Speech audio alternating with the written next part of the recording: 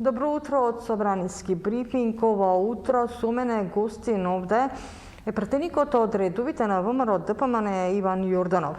Ќе разговараме за неколку актуелни теми, но денеска на Собранинската агенда е Комисијата за финансирање и буџет со неколку закони. Ние ќе се задржиме на законот за дополнување за локалните единици, но и денеска има работилница за етичкиот кодекс за однесувањето на пратениците. Добро утро, господин Јорданов. Добро утро и од мене. Поздрав до гледачите на утрински брифинг. Се надевам дека ќе имаме една плодна дискусија. Така е. Денеска на Комисијата за финансирање и буџет има неколку закони. Тука се законот за добивка, потоа законот за јавен долг, законот за даноци на имоти и така натаму. Но вака законот меѓу денешните закони и предлог законот за изменување и дополнување на законот за финансирање на единиците на локалната самоуправа. Морав да го прочитам насловот, некако долг ми се видев, сакав да биде точен. Што содржи овој закон? Па добро, најпрво сакам да напоменам дека ова е трето усогласување на законот за финансирање на единиците на локалната самоуправа, што само по себе остава одреден сомнеш.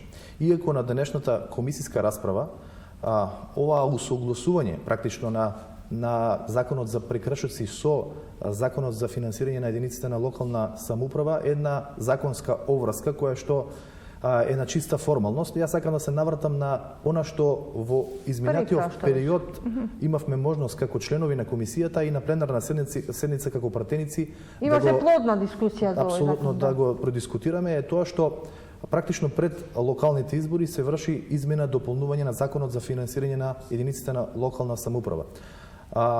Ако представниците на власта доста често зборуваат за задолженост, односно за расчистување на долговите на општините, практично со овие претходни измени на законот за финансирање на единиците на локалната самоуправа, тие практично овозможија или овозможуваат на нивните представници во локалните самоуправи, односно градоначалниците, да ги зголемат практично долговите на општините, односно тоа да го направат со законско решение. За што станува збор? Еве да го доловам на гледачите кои што ме следат. Власта тврди дека фактички се намалуваат долговите на општините. Па не е така, еве ќе ви дадам конкретен пример. Ако пред неколку години се донесе законот со кој што се раздолжуваа општините на ниво на Република Македонија, некаде околу 50 милиони евра, а државата вбризга во локалните самоуправи за да го намали долгот на неодговорното работење на одредени градоначалници, а во исто време ги става во подредена ситуација одредени градоначалници или општини кои што транспарентно, одговорно, честно се грижеле за општинскиот буџет и не наталожиле одредени долгови. За разлика од нив, гледаме дека селективно во одредени општини кои што во периодот кој што изминал направиле долгови, таков пример беше општината Охрид, Куманово, Карпош, онаму каде што доваѓаа градоначалници од редовите на Социјалдемократскиот сојуз.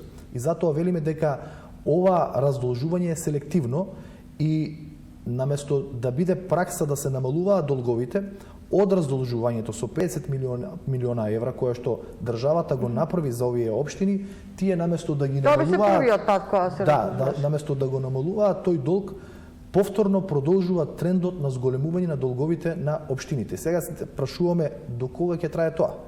Очигледно пред изборна година измените на законот за финансирање на единици на локалната самоуправа практично им го дава тоа право на градоначалниците со едниот закон да имаат можност да ги изголемат приходите, проекциите на приходите и до 50% повисоки од просекот од последниве 3 години на креирање на буџет. Тоа значи дека ако во изминативе 3 години просекот на одредена општина изнесува неколку милиони евра, да речеме, основен буџет на приходната страна, со законот кој што во претходниот период беше донесен во собраниска постапка, се овозможува на градоначалниците пред локални избори да имаат можност 50% да го зголемат проектирањето на приходната страна во кризна година. Зошто го зборувам ова? Затоа што во кризна година се намалени приходите, а вие им давате со закон легитимитет на градоначалниците да ги зголемуваат проекциите, односно да ги зголемат планирањата.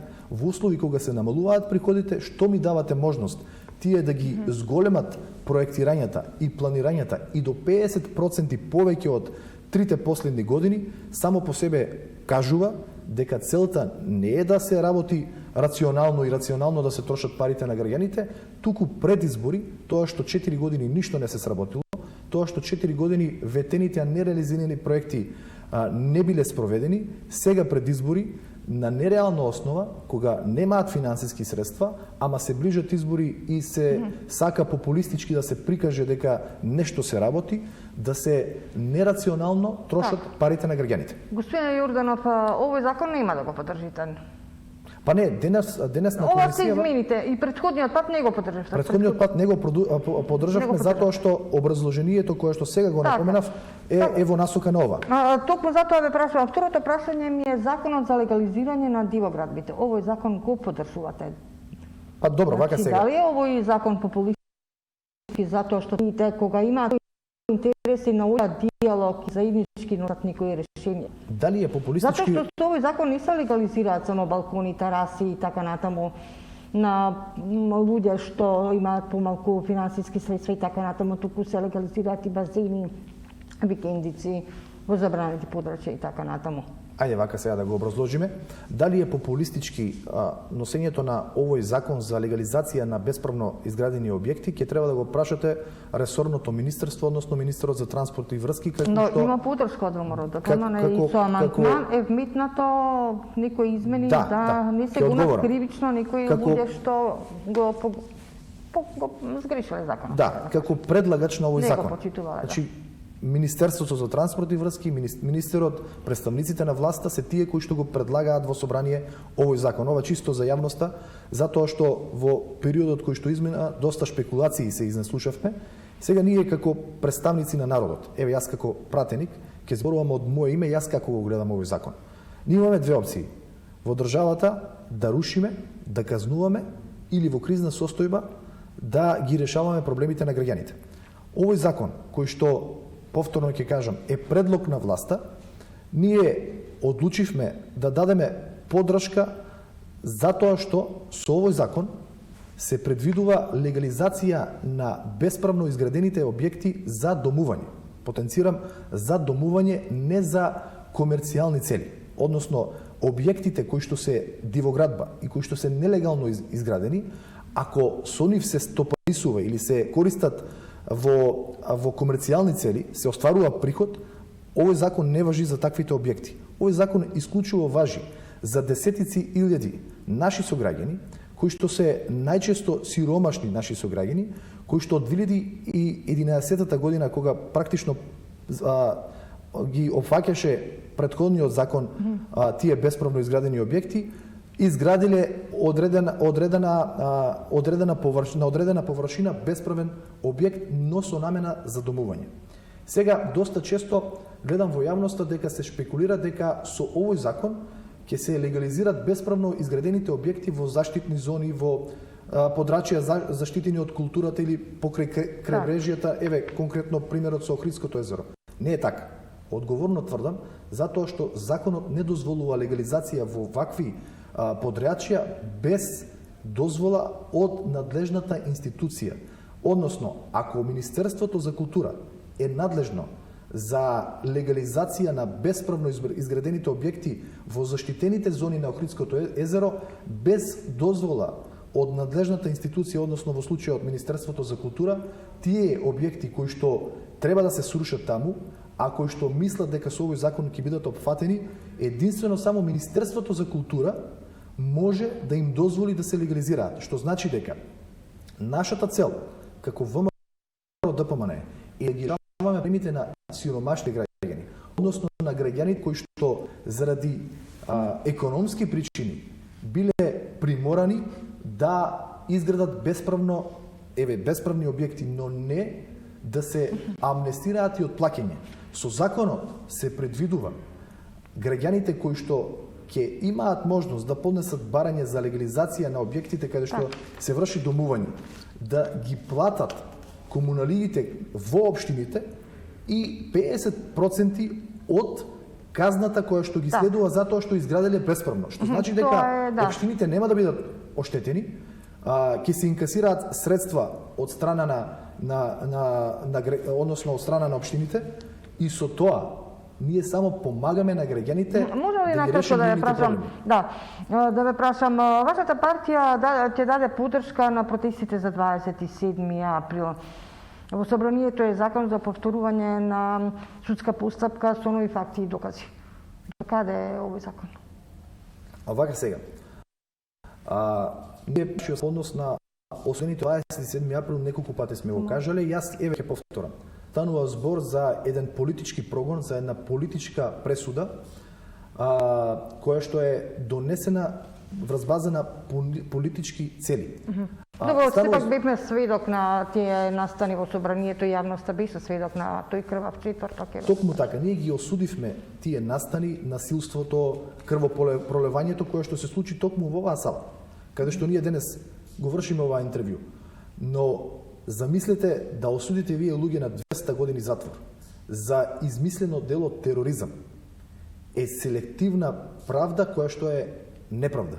И затоа ние велиме дека треба да се обнови судскиот процес против тие луѓе кои што завршиле со пресуда од над 200 години, зборам како кумулативна бројка на години, а за разлика од нив сведочиме и гледаме во секојдневието дека луѓе сторители на многу потешки кривични дела кои што навистина треба да се гонат за тероризам. Па вие имавте пример каде што оние кои што издавале патни исправи на терористи се осудени на 1-2 години условен казна затвор.